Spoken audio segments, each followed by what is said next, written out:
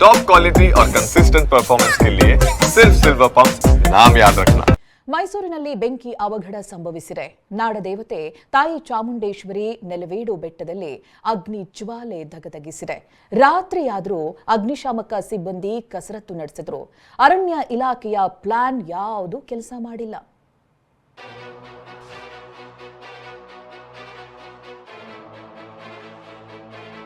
ಇಡೀ ಬೆಟ್ಟಕ್ಕೆ ಬೆಟ್ಟವೇ ಕಾದ ಕುಲುಮೆಯಾಗಿದೆ. ನೆಲ ಬೆಂಕಿಯುಂಡೆಯಂತಾಗಿದೆ. ಗಿಡ ಮರಗಳು ಧಗಧಗಿಸ್ತಾ ಇವೆ. ಕಣ್ಣು ಹಾಯಿಸಿದ ಕಡೆಯೆಲ್ಲ ಬೆಂಕಿಯ ಜ್ವಾಲೆಯೇ ಕಿಡಿಕಾರ್ತಿದೆ. ಈ ಘೋರ ದೃಶ್ಯ ಕಂಡಿದ್ದು ನಾಡದೇವಿ ಸನ್ನಿಧಿಯಲ್ಲಿ.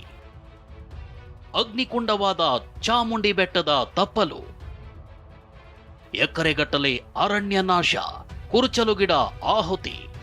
ಕ್ಷಣ ಕ್ಷಣಕ್ಕೂ ಬೆಂಕಿಯ ಕಿಡಿ ಜ್ವಾಲೆಯಾಗ್ತಿದೆ. ಆ ಜ್ವಾಲೆ ಇಡೀ ಬೆಟ್ಟವನ್ನೇ ವ್ಯಾಪಿಸ್ತಿದೆ. ಮೈಸೂರಿನ ಚಾಮುಂಡಿ ಬೆಟ್ಟದಿಂದ ಉತ್ತನಹಳ್ಳಿಗೆ ಹೋಗೋ ಮಾರ್ಗದಲ್ಲಿ ಭಾರಿ ಅಗ್ನಿ ಕಾಣಿಸಿಕೊಂಡಿತ್ತು. ನೋಡ್ತಿದ್ದಂತೆ ಎಕರೆಗಟ್ಟಲೆ ಅರಣ್ಯ ಪ್ರದೇಶಕ್ಕೆ ವ್ಯಾಪಿಸಿತು. 7ಕ್ಕೂ ಹೆಚ್ಚು ಅಗ್ನಿಶಾಮಕ ದಳದ ವಾಹನಗಳು ಆಗಮಿಸಿ ಬೆಂಕಿ ನಂದಿಸಲು ಹರಸಾಹಸ ಪಟ್ರು. ಅಷ್ಟರಲ್ಲಾಗಲೇ 25ರಿಂದ 30 ಎಕರೆ ಕುರುಚಲು ಅರಣ್ಯ ಅಗ್ನಿಗೆ ಆಹುತಿಯಾಗಿತ್ತು. ಚಾಮುಂಡಿ ಬೆಟ್ಟದಲ್ಲಿ ಬೆಂಕಿ ನಂದಿಸುವಂತಹ ಕಾರ್ಯಾಚರಣೆ ಈಗಲೂ ಸಹ ಮುಂದುವರೆದಿದೆ. ಚಾಮುಂಡಿ ಬೆಟ್ಟದಿಂದ ಉತ್ತರಹಳ್ಳಿಗೆ ಸಾಗುವಂತಹ ರಸ್ತೆ ಮಾರ್ಗ ಮಧ್ಯದಲ್ಲಿ ರಸ್ತೆಗೆ ಹತ್ತಿರವಾಗಿಯೇ ಸಾಕಷ್ಟು ಬೆಂಕಿ ಅನಾಹುತ ಸಂಭವಿಸಿರುವಂಥದ್ದು. ಮತ್ತು ಅಗ್ನಿಶಾಮಕ ದಳದ ಸಿಬ್ಬಂದಿಯವರು ಸಾಕಷ್ಟು ಹರಸಾಹಸವನ್ನು ಪಟ್ಟು ಆ ಬೆಂಕಿ ನಂದಿಸೋದಕ್ಕೆ ಮುಂದಾಗಿದ್ದಾರೆ.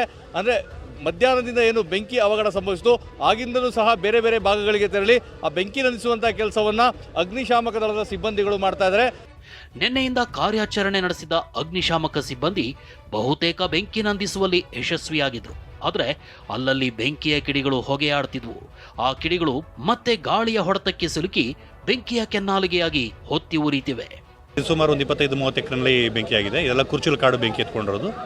ನಮ್ಮಲ್ಲಿ 2 ಬೌಸರ್ಸ್ ಹಾಗೂ 2 ವಾಟರ್ ಟೆಂಡರ್ ಯೂಸ್ ಮಾಡ್ಕೊಂಡು ನಮ್ಮ ಅಗ್ನಿಶಾಮಕ ಅಧಿಕಾರಿಗಳು ಸಿಬ್ಬಂದಿಗಳೆಲ್ಲ ಸೇರ್ಕೊಂಡು ಬೆಂಕಿನ ಆರಿಸ್ತಾ ಇದ್ದೇವೆ.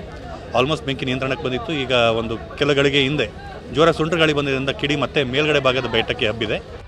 ಸದ್ಯ ಚಾಮುಂಡಿ ಬೆಟ್ಟದ 3 ಭಾಗಗಳಲ್ಲಿ ಬೆಂಕಿ ಧಗಧಗಿಸಿ ಉರಿಯುತ್ತಿದೆ. ಆ ಸ್ಥಳಗಳಿಗೆ ರಸ್ತೆ ಸಂಪರ್ಕ ಇಲ್ಲದ ಕಾರಣ ಅಗ್ನಿಶಾಮಕ ದಳದ ಸಿಬ್ಬಂದಿ ಕಾರ್ಯಾಚರಣೆಗೆ ಅಡ್ಡಿಯಾಗ್ತಿದೆ. ರಾತ್ರಿ ಗಾಳಿಯ ವೇಗ ಕಡಿಮೆಯಾಗಿ ಜೊತೆಗೆ ಬೆಳಗಿನ ಜಾವ ಸುರಿಯುವ ಹಿಮದಿಂದಾಗಿ ಬೆಂಕಿ ತನ್ನಿಂದ ತಾನೇ ನಂದಿ ಹೋಗಲಿದೆ ಅನ್ನೋದು ತಜ್ಞರ ಅಭಿಪ್ರಾಯ.